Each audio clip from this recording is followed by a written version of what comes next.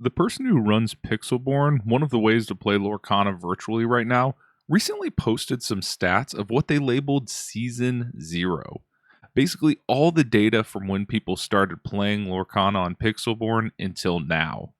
Looking at the stats, and it's pretty crazy, there have already been 113,898 games played in the last few months, so this data is probably a pretty decent sample size.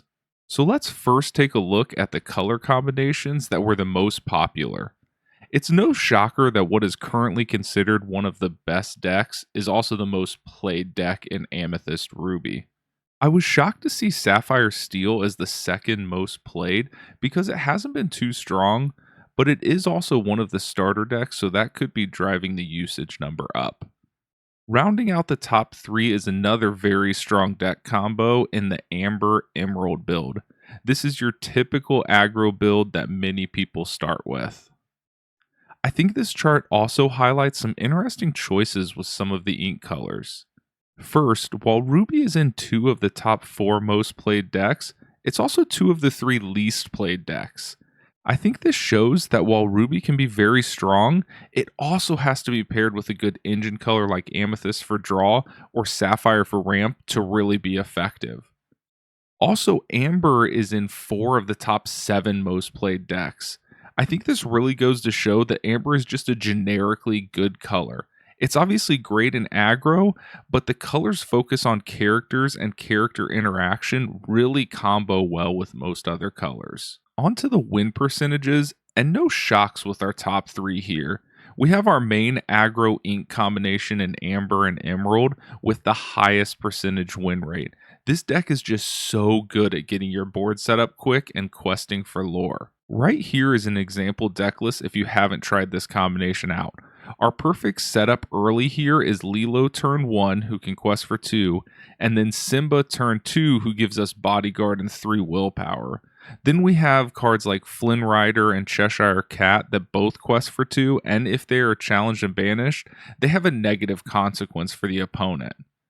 Then we have Hans, Kuzco, Mad Hatter, and Stitch to round out our top end, all questing for 3 lore and having their own beneficial effects. Our second highest win rate is Amethyst Emerald, which you don't see too frequently on Pixelborn, and while I haven't played this color combo yet, it's obviously a contender and I'm looking forward to trying this combo out. Here's an example deck list from Phonetic, who has a YouTube channel, and if you haven't checked it out, you absolutely should. This deck plays aggro just like the previous Amber Emerald deck, but with Amethyst, we get some draw power in Maleficent and Friends on the Other Side. We also get Befuddle, which really helps dealing with other aggro decks, returning a 2 cost or less card to the opponent's hand. And Amethyst also provides a Maleficent that is a 1 cost and quest for 2, just like Lilo. Then we also get Jetsam and Pascal, which have evasive to pair with your other Emerald evasive cards. The top end here is very similar to the Amber Emerald deck with Hans, Kuzco, and Mad Hatter. The third highest win rate deck is the one that most people are labeling the best deck, and that's Amethyst Ruby. This deck is the one you see far and away the most on Pixelborn, and for good reason. If the opponent can't get to 20 lore before you are combo ready in turn 6 or 7, the Amethyst Ruby deck is going to have big swings late game. This deck's removal and top end is probably the best in the game. And here's an example of this deck list. Some of these cards are interchangeable and the quantities can vary, but your main draw power is Maleficent Sorceress, the Queen, Friends on the Other Side, and Magic Mirror, with Ruby providing removal in the form of Maleficent Monstrous Dragon, Dragonfire, and Be Prepared. And for top end, we also have Elsa, which is one of the best control cards in the game. Overall, based on the Season 0 data provided from Pixelborn, this is where I would put each color combination in regards to tiers.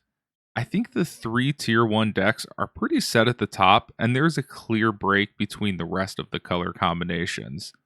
The remaining 3 tiers were grouped together based on proximity and win rates, and I think they are pretty accurate as well.